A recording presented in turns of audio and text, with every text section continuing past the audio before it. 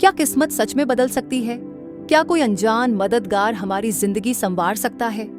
ये कहानी है एक गरीब किसान रामू की, जिसकी तकदीर बदल दी एक चतुर बंदर ने। अब बंदर की मस्ती और किसान के साथ उसकी दोस्ती के छोटे छोटे दृश्य दिखते हैं। तो चलिए देखते हैं इस अनोखी कहानी को, जहां एक बंदर ने दोस्ती, चालाकी और करिश्मे से रच दी किस्मत की नई कहानी। गांव के एक कोने में हरे भरे खेतों के बीच एक गरीब किसान रामू अपनी छोटी सी झोपड़ी में रहता था। वह मेहनती था, लेकिन किस्मत हमेशा उसकी परीक्षा लेती रहती।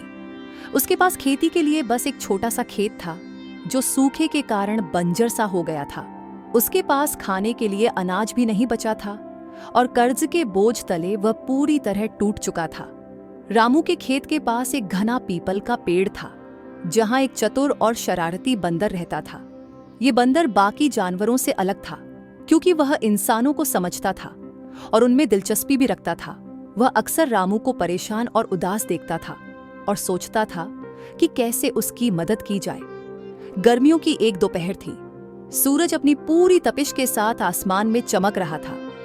खेतों में सन्नाटा था, बस कहीं कहीं हल्की हवा के झोंकों से पेड़ों के पत्ते सरसराते सुनाई दे रहे थे। रामू, जो एक गरीब किसान था, अपने खेत की मेड़ पर बैठा था। उसकी आंखों में उदासी थी, चेहरा मायूस और शरीर थकावट से भरा हुआ था। कई दिनों से उसकी फसल खराब हो रही थी, बारिश नहीं हुई थी और अनाज भी खत्म होने को था। वह अपनी तकदीर को कोस रहा था और सोच रहा था कि अब आगे क्या किया जाए। इसी दौरान एक बंदर धीरे धीरे उछलता कूदता हुआ रामू के पास आया। वह बहुत चंचल था और उसकी आंखों में शरारत झलक रही थी। रामू ने अपनी झोपड़ी के पास एक थैला रखा था, जिसमें बची खुची रोटियां थीं। बंदर ने झट से उस थैले में हाथ डाला और एक रोटी का टुकड़ा निकालकर खाने लगा। रामू ने यह देखा और मुस्कुराते हुए कहा, अरे, तू भी मेरी ही तरह भूखा है ना? बंदर ने रामू की ओर देखा, जैसे वह उसकी बात समझ गया हो। वह रामू के चेहरे पर छाई उदासी को भांप गया। रामू ने उसे भगाने की कोशिश नहीं की, बल्कि उसे प्यार से देखने लगा। बंदर ने भी जल्दी जल्दी रोटी खा ली और फिर उछलते कूदते वहां से चला गया। अगली सुबह रामू जब अपने खेत पर जाने के लिए तैयार हो रहा था, तभी उसकी नजर झोपड़ी के बाहर पड़ी। उसने देखा कि वहां कुछ चमचमाते सोने के सिक्के रखे हुए थे। रामू यह देखकर आश्चर्य में पड़ गया। वह सोचने लगा, ये सिक्के यहाँ कैसे आए? कौन इन्हें छोड़ गया होगा? पहले तो उसे शक हुआ कि यह कोई चाल हो सकती है, लेकिन फिर उसने हिम्मत जुटाई और उन सिक्कों को उठा लिया। उसने सोचा कि इनका सही इस्तेमाल करना चाहिए। वह पास के बाजार गया और इन सिक्कों से अपने खेत के लिए अच्छे बीज, खाद और कुछ अनाज खरीद लाया। अब उसने खेती दोबारा शुरू कर दी।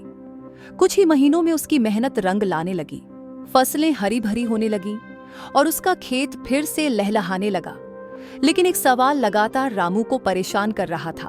आखिरकार यह बंदर ये सोने के सिक्के कहां से ला रहा है?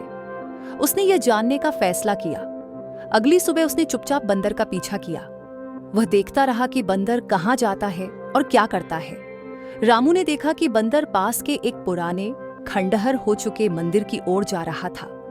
यह मंदिर वर्षों से वीरान पड़ा था और गांव के लोग इसे भूतिया मानते थे, इसलिए कोई भी वहां जाने की हिम्मत नहीं करता था। रामू छिपकर देखता रहा।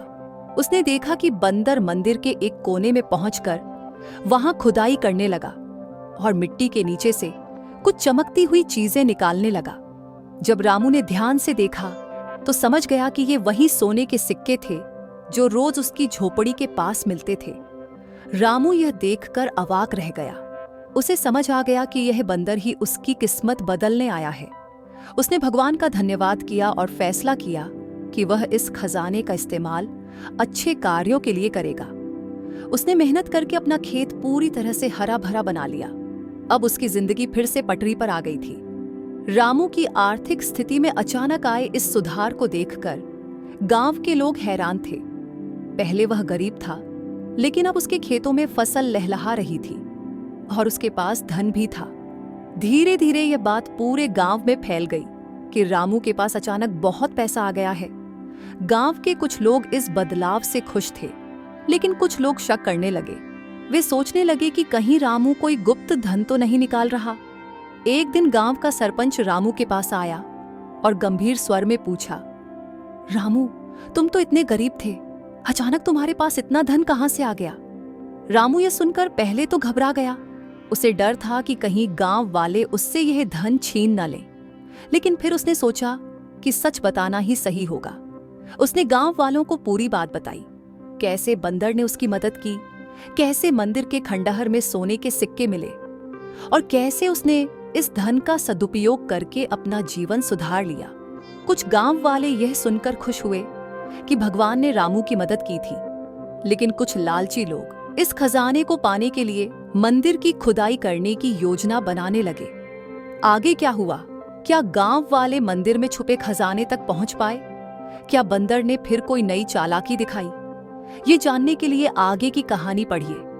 गांव के कुछ लालची लोग खंडहर में खुदाई करने पहुंचे, लेकिन जैसे ही उन्होंने वहां खुदाई शुरू की, जमीन धंस गई और वे फंस गए। रामू और गांव वालों ने मिलकर उन्हें बचाया, लेकिन अब खजाने का कोई अता पता नहीं था।